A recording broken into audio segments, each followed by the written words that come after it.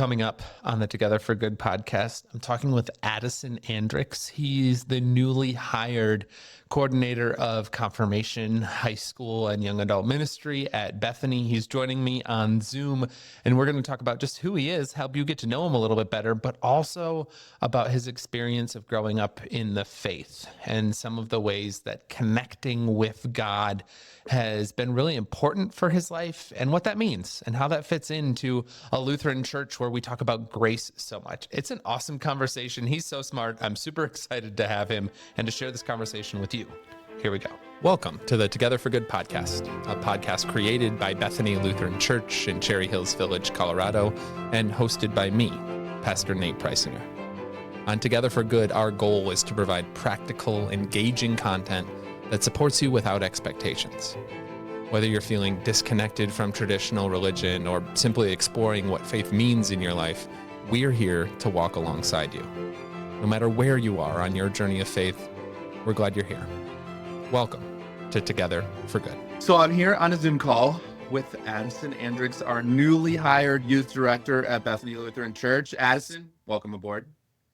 Thank you for having me. I'm super pumped to get going.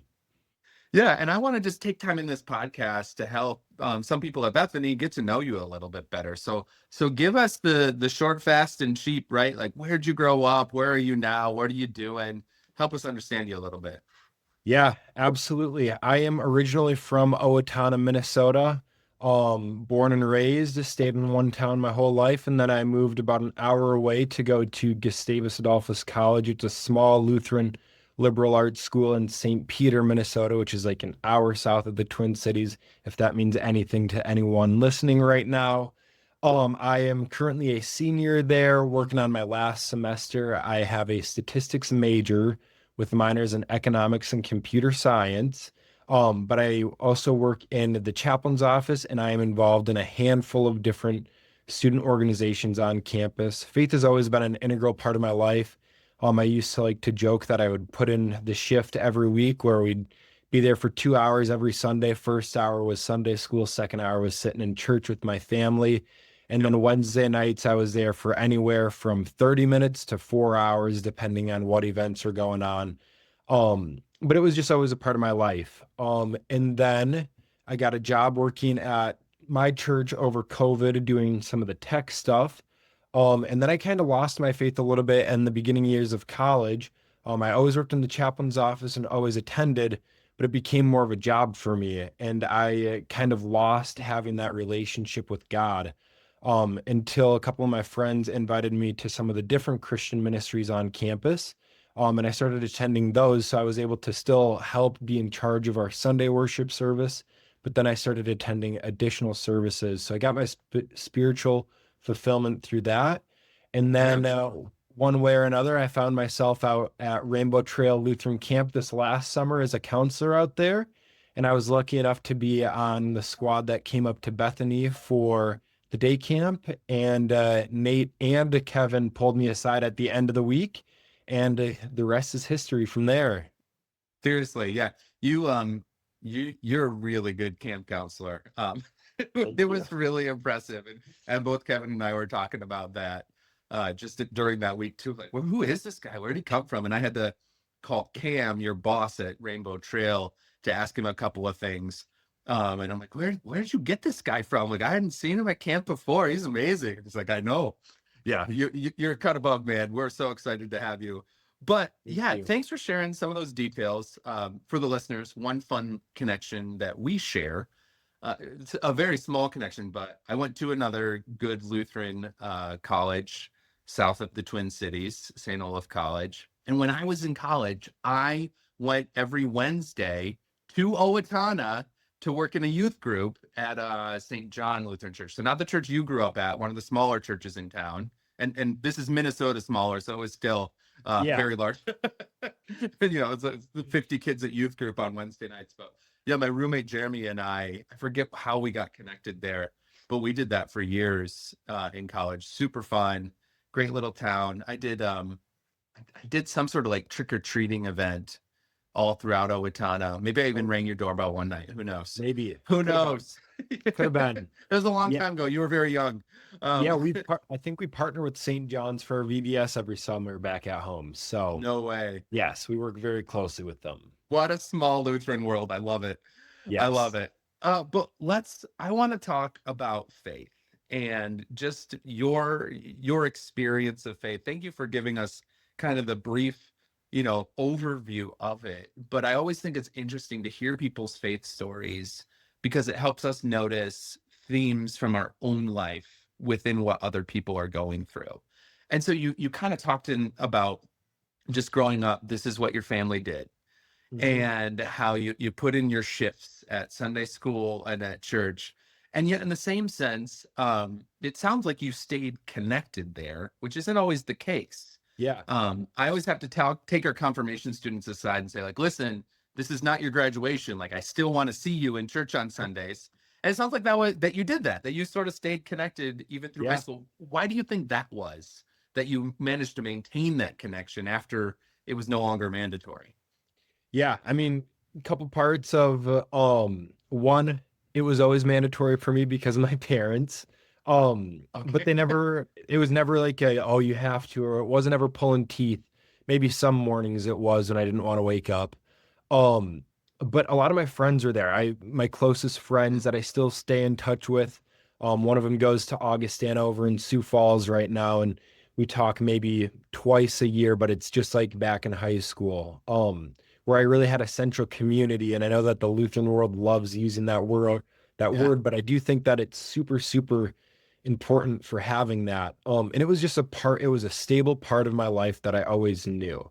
And I really appreciated that part about it. And I was just always involved in one way or another. Where after confirmation, I was leading the live stream. And during COVID, we started live streaming and stuff. And then they ended up making that an official position. And then I started working at the front desk of the church and always doing more and more stuff. And then my hometown pastor actually got me a job working with the chaplain's office at Gustavus. So I was always Wow. connected with it. Um, and I Huh. think that something that's super important to me is some people have started differentiating between having a relationship with God versus the religion. And I think that they go hand in hand together and that we should really look at both of them where I always had the religion. I always had church. I had the greater church there for me every single Sunday, every time I went to work in the chaplain's office.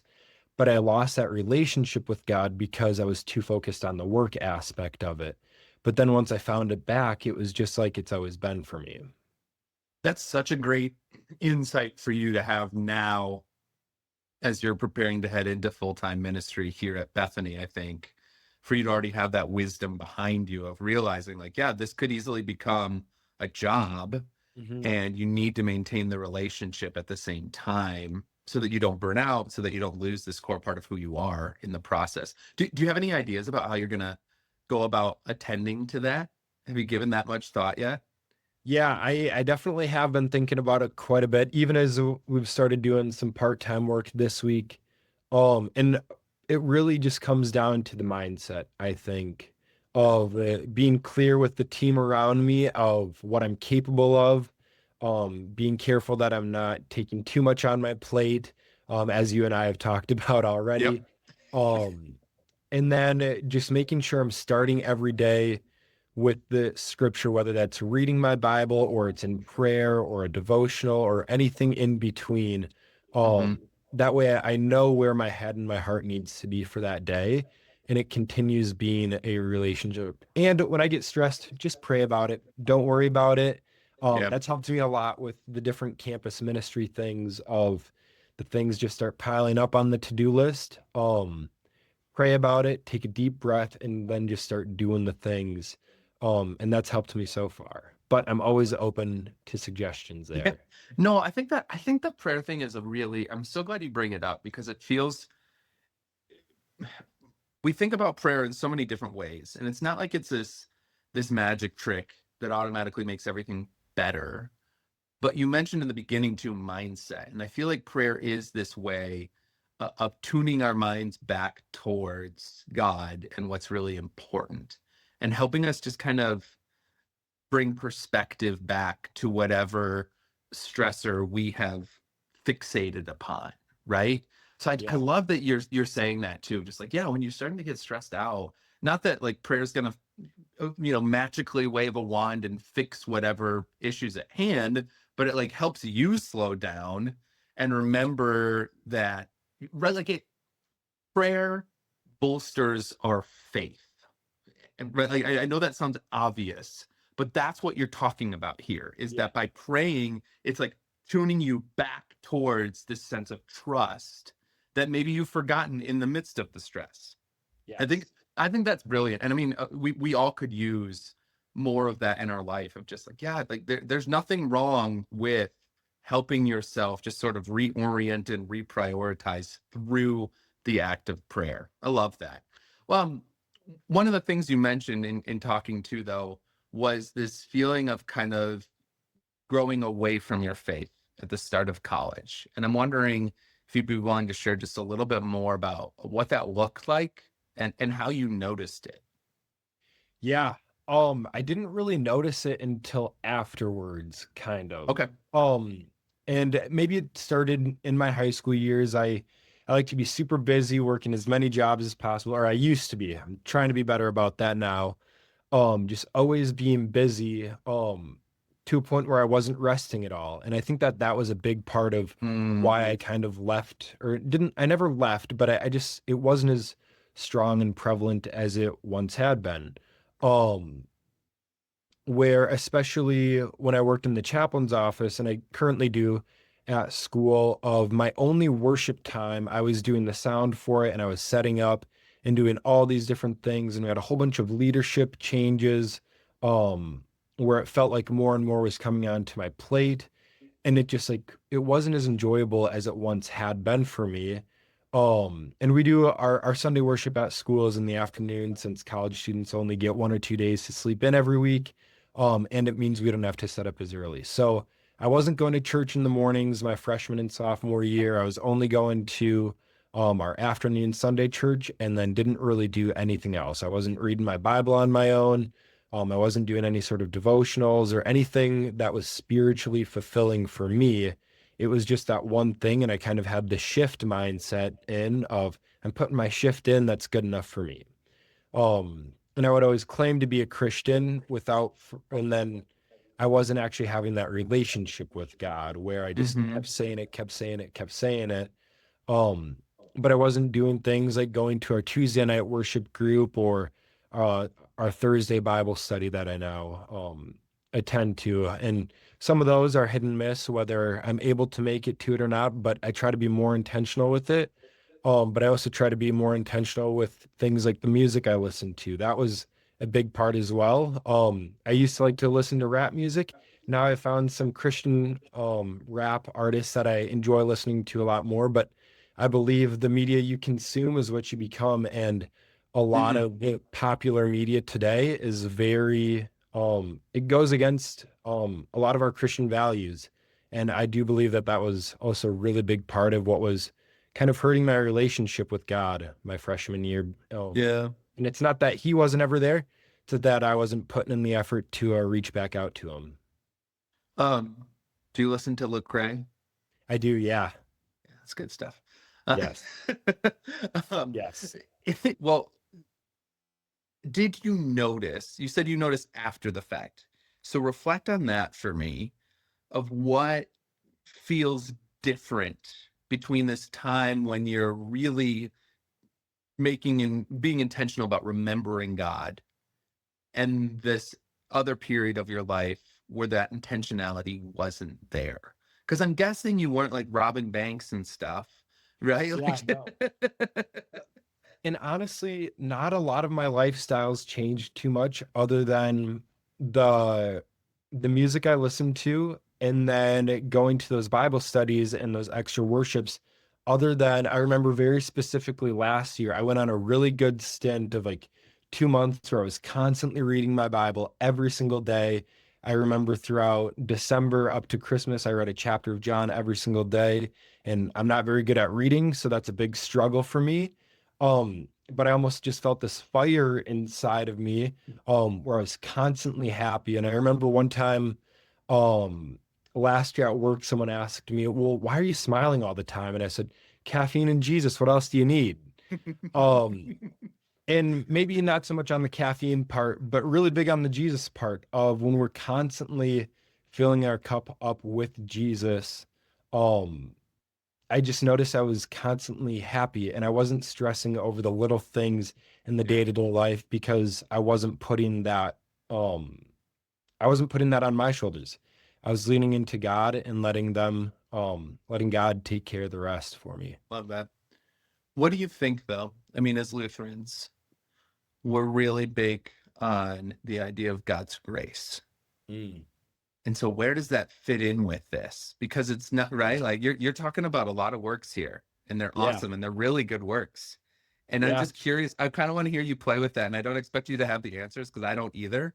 This is more my own curiosity. Like, yeah, what's the balance here? And how do these things fit together?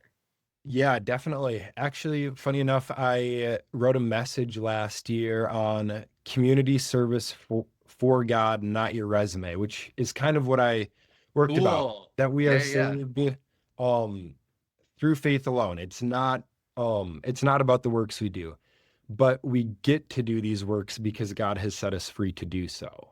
Yes. And it's not like he's got a little score chart up there and we get brownie points, because the unfortunate part is if he did have it that way, we would all be out of luck and we would just have no shot at getting towards making our way up to heaven.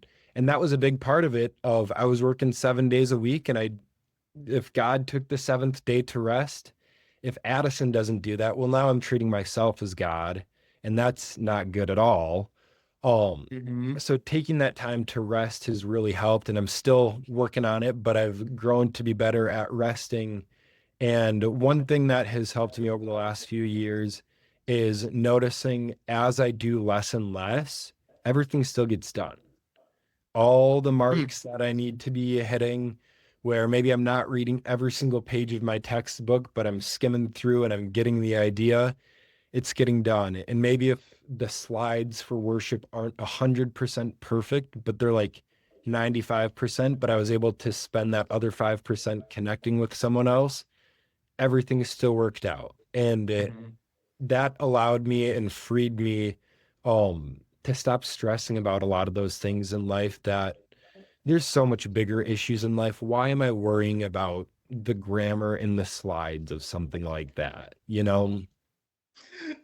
I love that. Yeah, I mean, I think you're right that we can create mountains out of molehills all the time, and grace is this thing that this gift we've been given that again that can help reorient our mindset in a lot of ways too. Like, all right, what is actually important here? And I Yeah. love how much you've mentioned relationships, because that so often is what gets put on the chopping block when we're too busy. Not just our relationship with God, but our relationship with those people around us. And I think about so many, there's multiple stories in the scripture where it says like Jesus was going from this town to this town. And along the way, someone came up to him, and Yeah. he always has time to stop. He's never so worried about getting to the next place. He's always like, oh, like here is a person in need in front of me. How can I respond and treat them with dignity now? And I love that. Yeah. I mean, I think it's so compelling for me because I'm the type of person who hates to be interrupted. Like if I am Yes. doing something, I hate being interrupted, and yet the interruptions are the point. Yeah. In ministry, I think the interruptions are always the point. It's like, okay, like, all right, Holy Spirit, this is what I need to attend to, I guess. And that's kind of crazy, but I'm going to do the best to show up and not be so consumed with what needs to get done that I'm missing out on caring for this person. Absolutely. Having that unconditional grace for yourself and remembering that God gives us the freedom to have grace for yourself, I really think allows us to give more grace to other people. And when you're not keeping tally of all the wrongs someone has done, or the ways that someone did something wrong, or the ways that I did it wrong, Yeah. just frees us to be human and sit down and have a good conversation with people. Yeah, exactly. Exactly. All right. Last general question for you before we wrap up here. I want to know is there a particular element aspect of the life of faith or theology or the Bible? Is there something that you are really interested in that gets you excited, that you want to learn more about, that you like to study? Or I don't know, like if you're going to a service and the sermon is on this, you're all locked in. Yeah, let's see. I mean, the sermon I went to last week back at home was just about Jesus's unconditional love. And I think that that's so cool. And in today's society, it's really easy to love the people that we like, but it's really hard to love the people we don't like. Yeah. And I just really love learning about that unconditional love that God has for people. But honestly, I love just learning about all sorts of different topics as well. Yeah, so I guess if I had to choose one, just unconditional love that God has, and looking for different ways that that shows up in our life as well. Yeah. I mean, I think it's so important. And the piece too is that Jesus has the unconditional love. And it's really hard for us to cultivate that ourselves. And yet, when we encounter the person that we can't stand, Yeah, to zoom out and be like, and God loves that. You know, and yes, if it's conditional for them, then all of a sudden it has to be conditional for me. And now, right, we're all in deep trouble. But that's not how it works. It's unconditional. And so how can we cultivate that as best, knowing we're not going to get it right all the time. we're going to get it wrong more than we get it right. We're going to get it wrong more than we get it right. And yet the call is still there. And that's still the framing that we have. Yeah, that's cool. That's really good. Yeah. Well, Addison, you've got to get back to class. Speaking of your love for learning, wait, how many majors do you have? Do you have 4 or 5? Just one major, 2 minors. Okay. Yep. 1 major, 2 minors. Go ahead. Did you say that? I don't think you said that in the beginning, what they are. Yes, statistics major, minors in economics and computer science. So Very but then I'm relevant. spending pretty much all my outside time with the different Christian organization stuff on campus and whatnot. Yeah, exactly. Exactly. Yes. Oh, we are so excited to have you aboard, Addison. Me especially. It's just like, it's super fun talking with you and hearing how your mind works and just seeing your passion for ministry. That's Yeah. that's why you're here, man. And you're going to do such a great job. We have no doubt about it. And I think we should do more conversations like this, you and me, so that we can get to know you more. And clearly there's a lot of fun things that we can be talking about. But any final thoughts for our listeners before we say goodbye? If you have any questions or want to talk, they got me set up with an email, so that's probably the easiest way to reach out to me. It's addison@bethany-denver.org, I think. You got it. That's any it. questions, it's ministry, so just about every topic is on the table there. So shoot your questions over, any concerns or worries or excitements. Love to hear them. Yeah, that's awesome. Yeah, please send him a hello. Send him a "we're glad you're here" email. Let's flood his inbox and really overwhelm him at the start with good vibes. Awesome. Addison, thank you for taking the time to do this, man. We'll set up another one really soon. And you, dear listener, thank you as always for listening. Stay in peace. Thank you for listening to the Together for Good podcast. If you'd like more resources for your walk of faith, please visit our website, bethany-denver.org, or download our mobile app by searching Bethany Connect in your phone's app store.